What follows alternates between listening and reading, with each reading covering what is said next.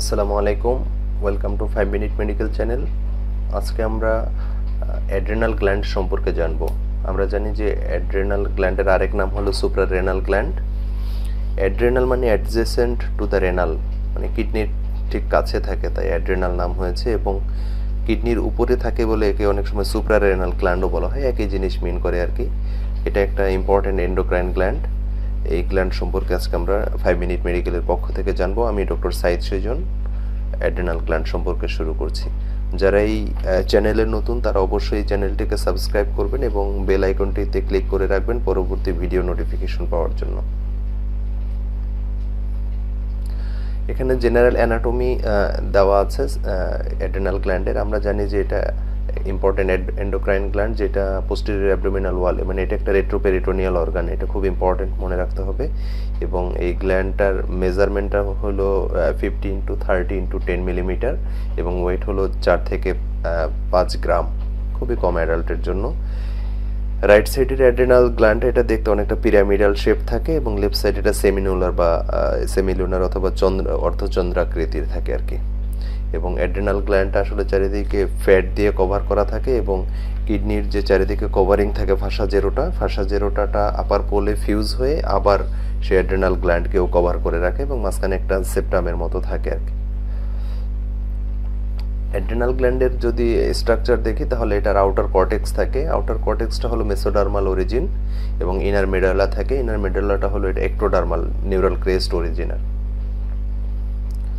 আর আমরা যদি অ্যাড্রেনাল কর্টেক্সের কে চিন্তা করি, সেটার আবার 3টা লেয়ার থাকে।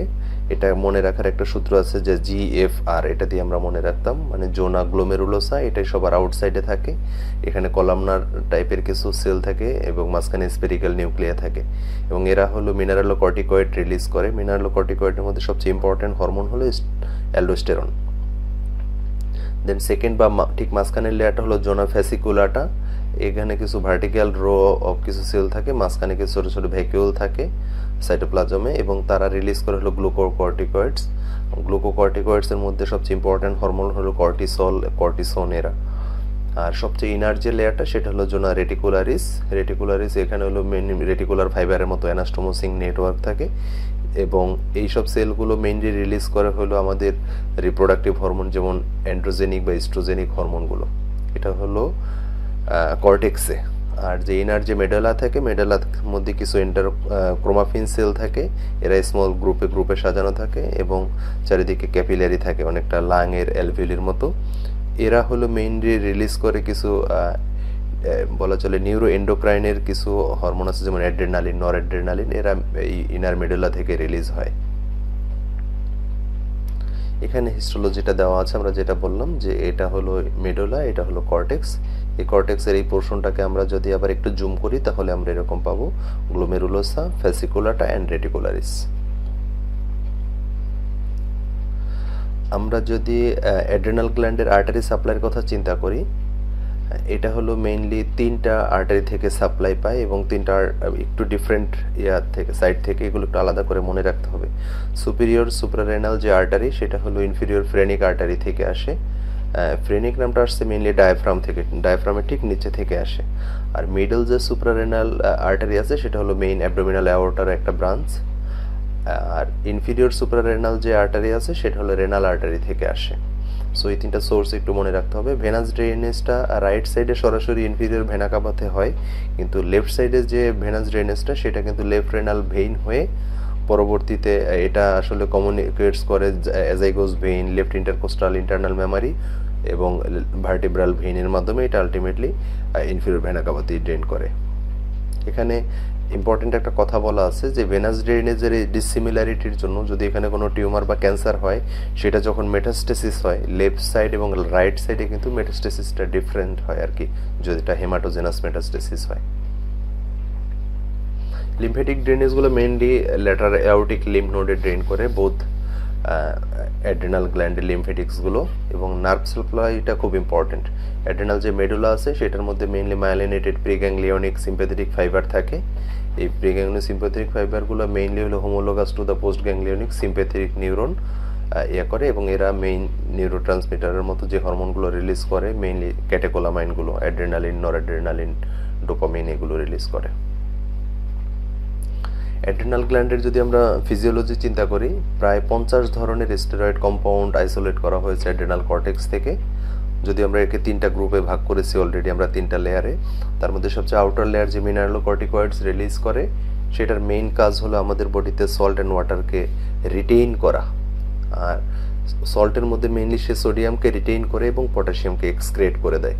এই কারণে কোনো কারণে যদি মিনারেলোকর্টিকয়েডসের ডেফিসিয়েন্সি হয়, তাহলে সোডিয়ামটা বডি থেকে বেরিয়ে যাবে, এটাকে আমরা বলি হাইপোনেট্রিমিয়া, এবং পটাশিয়াম রিটেনশন হয়ে যাবে, মানে জাস্ট তার কাজ মানে ডেফিসিয়েন্সি বা ফেইলুরে যা হবে, হাইপারক্যালেমিয়া হবে। এবং যেহেতু ওয়াটারকে সে ধরে রাখতে পারবে না, সো আলটিমেটলি ডিহাইড্রেশন হবে।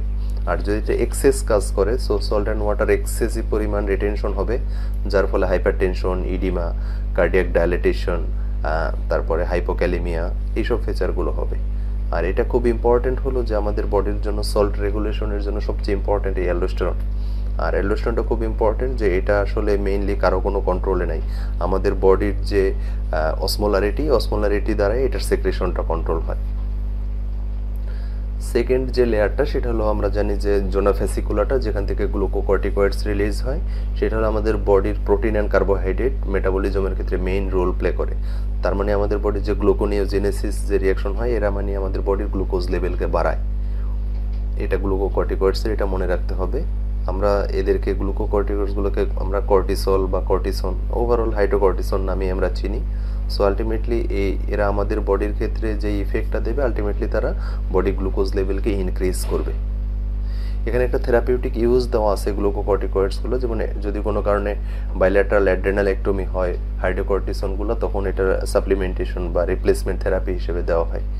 নন এন্ডোক্রাইনও কিছু ইন্ডিকেশন আছে যেখানে স্টেরয়েড দিতে হয়। আমরা অনেকগুলো ডিজিজের নাম জানি, যেমন ব্রঙ্কিয়াল অ্যাজমার ক্ষেত্রে, তারপরে বিভিন্ন ধরনের ডিজিজের ক্ষেত্রে বা অ্যাকিউট ইনফ্লামেশনের ক্ষেত্রে আমরা এই গ্লুকোকর্টিকয়েডস বা স্টেরয়েডগুলোকে ইউজ করি। এখানে অনেকগুলো ডিজিজের নাম দেওয়া আছে, যেমন অ্যালার্জি কন্ডিশন, গ্রানুলোমাটাস ডিজিজ, ব্লাডের কিছু ভাস্কুলাইটিস, কোলাজেন ডিজিজ, অথবা শকের ক্ষেত্রে আমরা এটা ইউজ করতে পারি। থার্ড যে সেক্স হরমোন, যে অ্যান্ড্রোজেনিক বা এস্ট্রোজেনিক যে হরমোনগুলো আছে, এটা মেইনলি জোনা রেটিকুলারিস লেয়ার থেকে তৈরি হয় কর্টেক্সের, এবং এটা যদি এক্সেসিভ পরিমাণ রিলিজ হয়, কিছু ডিজিজের এনজাইম ডেফিসিয়েন্সির জন্য হতে পারে, সেই ক্ষেত্রে দেখা গেল ফিমেলে মানে মেল প্যাটার্ন হতে পারে, যেটা আমরা ভিরিলিজম বলে থাকি। আর এক্সেসিভ সিক্রেশনগুলো অনেক সময় দেখা গেল যদি এস্ট্রোজেন হয়, তাহলে সেই ক্ষেত্রে দেখা গেল যে তার উল্টাটা হতে পারে, মেলটা ফিমেল মানে ফিমেলরা মেল প্যাটার্ন নিয়ে প্রেজেন্ট করতে পারে। তার মানে অ্যান্ড্রোজেন যদি বেশি হয়, তাহলে ফিমেলরা হয়ে যাবে মেলের মতো, যেমন কনজেনিটাল অ্যাড্রেনাল হাইপারপ্লাসিয়া নামে একটা কন্ডিশন আছে, সেখানে এইরকম ভিরিলিজম হয়। আবার এক্সেসিভ সিক্রেশন অফ এস্ট্রোজেন যদি হয়, তাহলে মেল প্যাটার্নগুলো আবার ফিমেলের মতো হয়ে যেতে পারে। এটা একটু মনে রাখতে হবে। সো এই অ্যাড্রিনাল গ্ল্যান্ডের কর্টেক্সের যে সিক্রেশনগুলো হয়, আমরা আগেও বলেছি যে এর মধ্যে যে আউটার যে লেয়ারটা আছে কর্টেক্সের, মিনারেলোকর্টিকয়েড সিক্রেশন হয় যেখান থেকে, সেটা কিন্তু আসলে আমাদের বডির অসমোলারিটি কন্ট্রোল করে। এবং ঠিক মাঝের যে লেয়ারটা আছে গ্লুকোকর্টিকয়েড যেখান থেকে রিলিজ হয়, এইটাই মেইনলি আমাদের পিটুইটারি গ্ল্যান্ডের যে অ্যান্টেরিয়র পার্ট থেকে সিক্রেশন হয় এসিটিএইচ হলো এই সিক্রেশনটাকে কন্ট্রোল করে। আর এসিটিএইচ সিক্রেশনটাকে আবার কন্ট্রোল করে হাইপোথ্যালামিক যে কর্টিকোট্রপিন রিলিজিং হরমোন আছে সিআরএইচ, সেটা কন্ট্রোল করে। তার মানে এই টোটাল অ্যাক্সেসটাকে বলা হয় হাইপোথ্যালামো পিটুইটারি অ্যাড্রেনাল অ্যাক্সিস বলা হয়, মানে আপ টু ডাউন কন্ট্রোল হয় আর কি। সো আমাদের অ্যাড্রেনাল ডিজিজ ডায়াগনোসিস করার জন্য আমাদের কিছু টেস্ট করতে হয়। এই টেস্টগুলোকে আমরা দুইটা ক্যাটাগরিতে আমরা ভাগ করে নিতে পারি। যেমন কিছু আমরা টেস্ট করি হলো যে তার কিছু বায়োকেমিক্যাল প্যারামিটার দেখি, এবং আমরা কিছু ইমেজিং টেস্ট করি। বায়োকেমিক্যাল প্যারামিটারের মধ্যে সবচেয়ে ইম্পর্টেন্ট একটা হলো প্লাজমা ইলেকট্রোলাইটস আমরা দেখি। আমরা আগেও বলেছিলাম যে কারণ সোডিয়াম পটাশিয়ামটা ডিরেক্টলি মিনারেলোকর্টিকয়েড দ্বারা কন্ট্রোল হয়। সো প্লাজমা ইলেকট্রোলাইটস হলো একটা ইম্পর্টেন্ট মার্কার ফর অ্যাড্রেনোকর্টিক্যাল অ্যাক্টিভিটি। এছাড়া আমরা কর্টিসল লেভেল দেখতে পারি যে অ্যাড্রেনোকর্টিক্যাল যে গ্লুকোকর্টিকয়েডসগুলো রিলিজ হয় সেটা কি কমে বা বেড়ে গেছে কিনা, এটা আমরা সেলিভারি কর্টিসল লেভেলও দেখতে পারি, আমরা ইউরিনারি কর্টিসল লেভেলও দেখতে পারি। দেন আমরা প্লাজমা এসিটিএইচ লেভেল দেখতে পারি। প্লাজমা এসিটিএইচ লেভেল এটা হলো অনেক সময় আমরা এটাকে আমরা কুশিং ডিজিজ বলা হয়, যে পিটুইটারি কজের জন্য হচ্ছে কিনা এটা আইডেন্টিফিকেশনের জন্য, অথবা একটোপিক কোনো টিউমার থেকে এসিটিএইচ প্রোডাকশন হচ্ছে কিনা, যেটাকে আমরা প্যারানিওপ্লাস্টিক সিনড্রোম বলি, সেগুলো আইডেন্টিফিকেশনের জন্য প্লাজমা এসিটিএইচ লেভেল টেস্ট করতে হয়। আমরা প্লাজমা অ্যালডোস্টেরন লেভেল দেখতে পারি বিশেষ করে যদি আমাদের মিনারেলোকর্টিকয়েড যেখান থেকে রিলিজ হয় জোনা গ্লোমেরুলোসা ওই পোর্শনে যদি কোনো টিউমার হয় বা কোনো হাইপার সিক্রেশন হয় যাকে আমরা কনস সিনড্রোম বলি, সেই কন্ডিশনটা দেখার জন্য অনেক সময় আমাদের এই অ্যাড্রেনোকর্টিক্যাল অ্যাক্টিভিটি প্লাজমা অ্যালডোস্টেরন লেভেলটা দেখা লাগতে পারে। দেন ইউরিনারি এক্সক্রেশন দেখার জন্য আমরা কর্টিসল রেট অথবা ইউরিনারি কর্টিসল এক্সক্রেশনের অ্যামাউন্ট দেখেও আমরা একটা স্ক্রিনিং করতে পারি যে অ্যাড্রেনোকর্টিক্যাল ওভার সিক্রেশন হচ্ছে কিনা। এছাড়াও আমরা ইউরিনারি স্টেরয়েড এক্সক্রেশনের মধ্যে যেমন 17 অক্সিস্টেরয়েড অথবা কিটোস্টেরয়েড আমরা দেখতে পারি। এটা হলো মেইনলি কর্টেক্সের যে ইনার লেয়ারটা আছে জোনা রেটিকুলারিস যেখানে অ্যান্ড্রোজেন বা এস্ট্রোজেন রিলিজ হয় সেটা দেখার জন্য আমরা করতে পারি।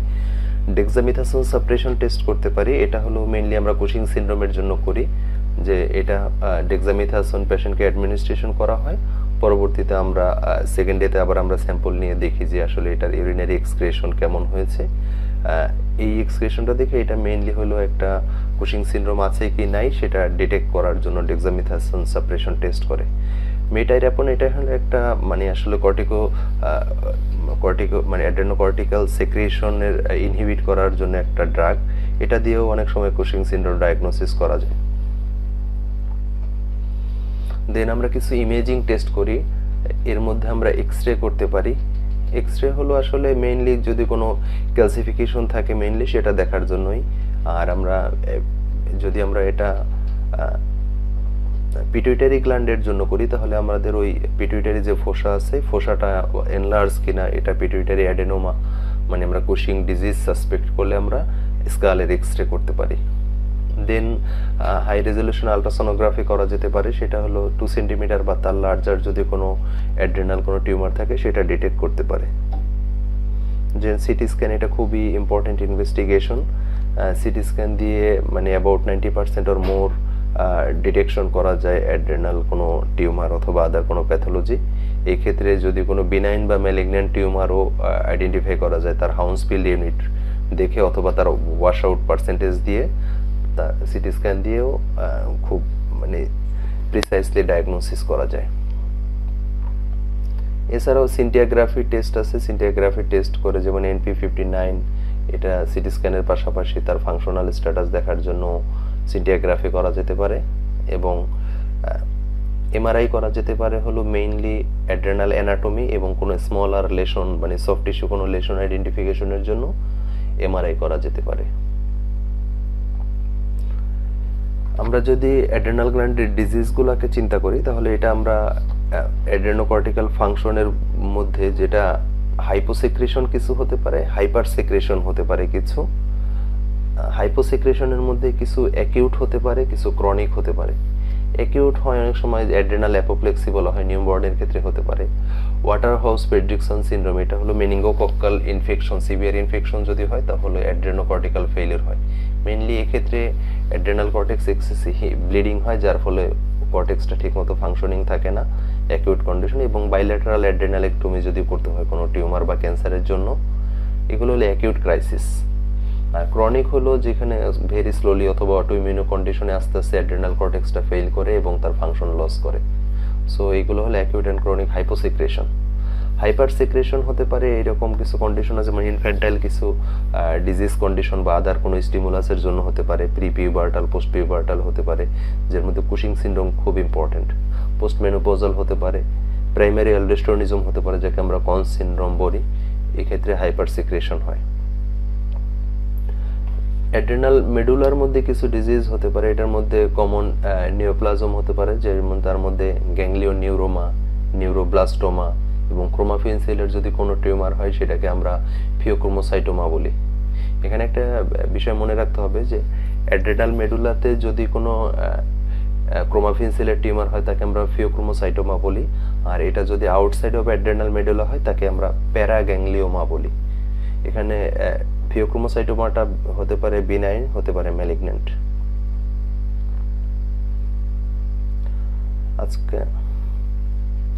আজকে আমরা এই পর্যন্তই জানলাম। ইনশাআল্লাহ আগামী ক্লাসে আমরা এই প্রতিটা ডিজিজের একদম শর্ট করে যা যা ইম্পর্টেন্ট বা পরীক্ষায় লাগবে আমরা সেই পর্যন্ত জেনে নেব ইনশাআল্লাহ। Thank you so much. 5 minute মেডিকেলের সাথেই থাকুন। আসসালামু আলাইকুম।